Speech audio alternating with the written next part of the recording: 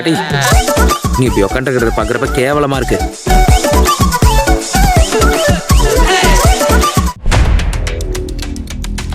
உலகில் நுகரப்படும் கச்சா எண்ணெய்களில் 1/5 ஹார்முஸ் நீரிணை வழியாகவே கொண்டு செல்லப்படுகிறது. இந்த மிக முக்கியமான கடல்வழி பாதையை முழுமையாக மூடிவிடுவோம் என ஈரானின் IRGC எச்சரித்துள்ளது. ஈரானின் மின் உற்பத்தி நிலையங்கள் அல்லது எரிசக்தி மையங்கள் மீது தாக்குதல் நடத்தப்பட்டால் அதற்கு பதிலடியாக இந்த நடவடிக்கை எடுக்கப்படும் என தெரிவிக்கப்பட்டுள்ளது. இந்த விவகாரத்தில் ஈரான் முன்வைத்துள்ள சில கடுமையான நிபந்தனைகள் மற்றும் எச்சரிக்கைகள் பின்வருமாறு இருக்கிறது. 1. நிபந்தனையுடன் கூடிய மூடல். ஈரானில் பாதிக்கப்பட்ட எரிசக்தி உட்கட்டமைப்புகள் மீண்டும் முழுமையாக கட்டப்பட்டு செயற்பாட்டுக்கு வரும் வரை ஹார்முஸ் நீரிணை மூடப்பட்டிருக்கும் என IRGC அறிவித்துள்ளது. அமெரிக்க தளங்கள் இலக்கு வைத்தல். அமெரிக்க இராணுவ தளங்களை கொண்டுள்ள நாடுகளின் மின் உற்பத்தி நிலையங்கள் மற்றும் எரிசக்தி மையங்கள் ஈரானின் தாக்குதலுக்கு உட்பட்ட சட்டப்பூர்வ இலக்குகளாக கருதப்படும். அதே நேரம் பொருளாதார தற்காப்பு. அமெரிக்க பங்குதாரர்களை கொண்ட நிறுவனங்கள் மோதல் தீவிரமடைவதால் முழுமையாக அழிக்கப்படும் என ஈரான் எச்சரித்துள்ளது. இந்த நிலையில் ஸ்டேல் மீதான தாக்குதல் அச்சுறுத்தல்கள். ஸ்டேலுக்கு எதிரான ஈரானின் நிலைப்பாடும் தற்போது அதிக தீவிரமடைந்துள்ளது. தகவல் தொடர்பு முடக்கம். ஸ்டேலுடைய தகவல் மற்றும் தகவல் தொடர்பு அமைப்புகள் பரந்த அளவில் இலக்கு வைக்கப்பட்டு முடக்கப்படும் என்று ஈரான் தரப்பில் கூறப்படுகிறது. இந்த நிலையில் ஸ்டேலின் மின் உற்பத்தி நிலையங்கள் மற்றும் முக்கியமான எரிசக்தி வலைப்பின்னல்கள் மீது தாக்குதல்கள் நடத்தப்படும் என அச்சுறுத்தல் விடுக்கப்பட்டுள்ளது. இந்த நிலையில் இந்த மோதல் போக்கு உலகளாவிய எரிசக்தி பாதுகாப்பிற்கு பெரும் அச்சுறுத்தலாக மாறியுள்ளது. ஒருவேளை ஹார்முஸ் நீரிணை மூடப்பட்டால் சர்வதேச சந்தையில் கச்சா எண்ணெய் விலை கட்டுப்படுத்த முடியாத அளவிற்கு உயரக்கூடும். எனவே ஏற்கனவே பலவீனமாக உள்ள உலக பொருளாதாரத்தில் பெரும் தாக்கத்தை ஏற்படுத்தும் என அரசியல் ஆய்வாளர்கள் கருதுகிறார்கள். தற்போது இருதரப்பிலும் இராணுவ தயார் நிலை அதிகரிக்கப்பட்டுள்ள நிலையில் இந்த பிராந்தியத்தில் நிலவும் இந்த நிழல் போர் எப்போது வேண்டுமானாலும் நேரடி மோதலாக மாறக்கூடிய சூழல் இருக்கிறது. குறிப்பாக ஹார்முஸ் நீரிணை என்பது ஓமன் மற்றும் ஈரானுக்கு இடையே அமைந்துள்ள ஒரு குறுகிய கடல்வழி பாதையாகும்.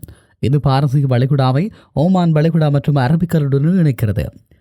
உலகின் ஒட்டுமொத்த கச்சா எண்ணெய் நுகர்வில் சுமார் 20%, 1/5 இந்த சிறிய பாதை வழியாகவே ஏற்றிச் செல்லப்படுகிறது.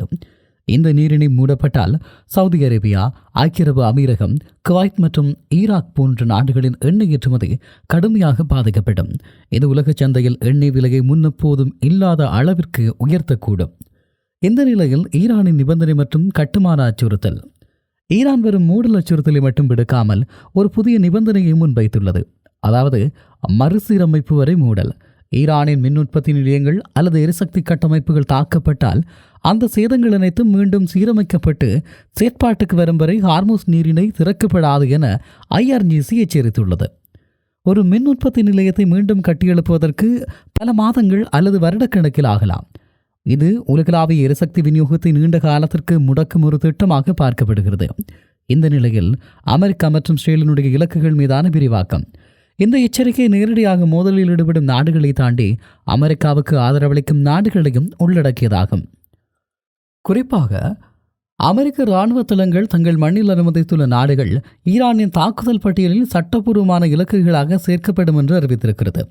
ஸ்டேலினுடைய தகவல் மற்றும் தகவல் தொடர்பாடல் அமைப்புகளை குறிவைத்து பரந்த அளவிலான தாக்குதல்களை நடத்தப்போவதாக ஈரான் அறிவித்திருக்கிறது.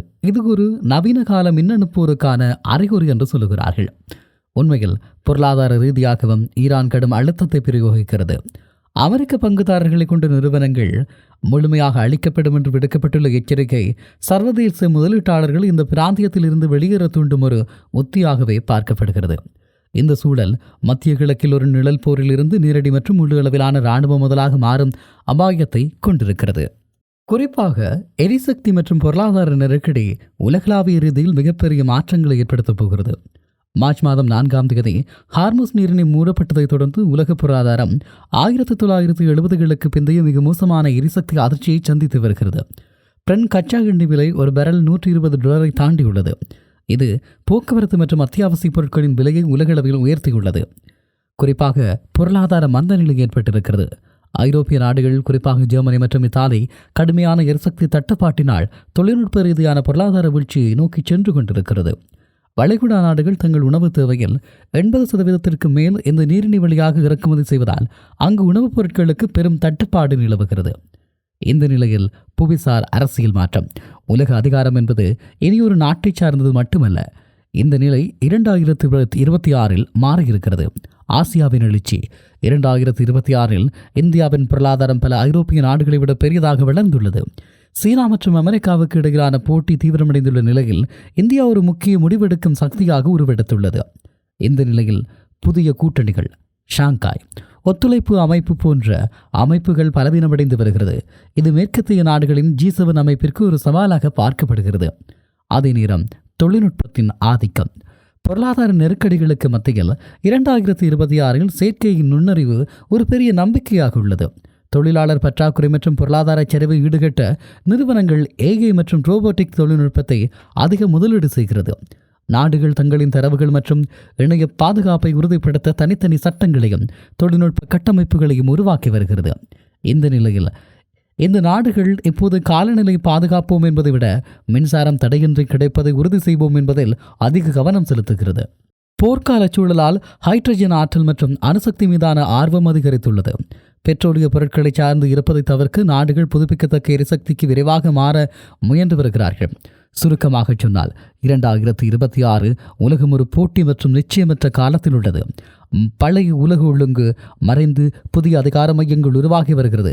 அடுத்த சில மாதங்களில் ஈரான், இஸ்ரேல், அமெரிக்கா மோதல் எப்படி முடிவுக்கு வரப்போகிறது என்பதை பொறுத்திருந்துதான் உலக பொருளாதாரத்தின் மீட்சியும் அமையப்போகிறது. 2026 இந்த தருணம் பெறும் ஒரு பிராந்திய மோதலாக அல்லது எரிசக்தி நெருக்கடியாகவும் மட்டும் எஞ்சிவிடப் போவதில்லை. இது பழைய உலக ஒழுங்கு சிதைந்து ஒரு புதிய அதிகார மையம் உருவாக்குவதற்கான பிரசவ வழியாகும். கார்மூஸ் நீரிணையை சுற்றி எழுந்துள்ள அச்சுறுத்தல்கள் உலக நாடுகளின் ஒரு குறிப்பிட்ட தேசத்தையோ அல்லது குறிப்பிட்ட எரிசக்தி மூலத்தையோ மட்டும் சார்ந்து வாழ முடியாது என்ற கசப்பான உண்மையை உறக்கச் சொல்லியிருக்கிறது. வல்லரசுகளின் நேரடி மோதல்கள் தணிக்கப்பட்டு நிழல் போர்கள் மற்றும் பொருளாதார ஆயுதங்கள் முன்னிலை பெற்றுள்ள இந்த காலம் மானுடத்தின் எதிர்காலத்தை தீர்மானிக்கும் ஒரு சோதனை களமாகும்.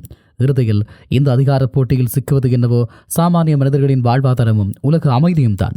தொழில்நுட்ப புரட்சியின் செயற்கை நுண்ணறிவும் ஒருபுறம் உலகை முன்னேற்றினாலும் அடிப்படை தேவைகளான எரிசக்தி மற்றும் பாதுகாப்பிற்காக நாடுகள் என்றும் ஆயுதங்கள் இயந்து வருவது முரண்பாட்டாகவே காணப்படுகிறது. வரலாறு நமக்கு ஒரு பாடத்தை சொல்லித் தருகிறது.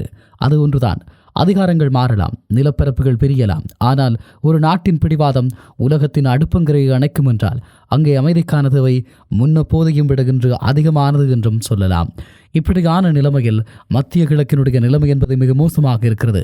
அங்கு வாழக்கூடிய மக்களை மாத்திரமல்ல, உலகமெங்கிலும் பறந்து வாழக்கூடிய ஒவ்வொருவருடைய வீட்டினுடைய அடுப்பங்கரையையும் அணைக்கின்ற ஒரு மோதலாக இந்த மோதல் மாறியிருக்கிறது. எப்படி இருக்கும்? இது எந்த விதமான விளைவுகளை தரப்போகிறது என்பதற்கு அப்பால் உலகம் எதை நோக்கி காத்திருக்கிறது? மிகப்பெரிய கேள்வி. ஆனால் ஒன்று மட்டும் உண்மை, காலம்தான் பதில் சொல்ல வேண்டும். காலம் எப்படியான தீர்ப்பை தரப்போகிறது, காலம் எப்படியான முடிவை தரப்போகிறது என்பதிலே தான் எல்லாம் தங்கியிருக்கிறது.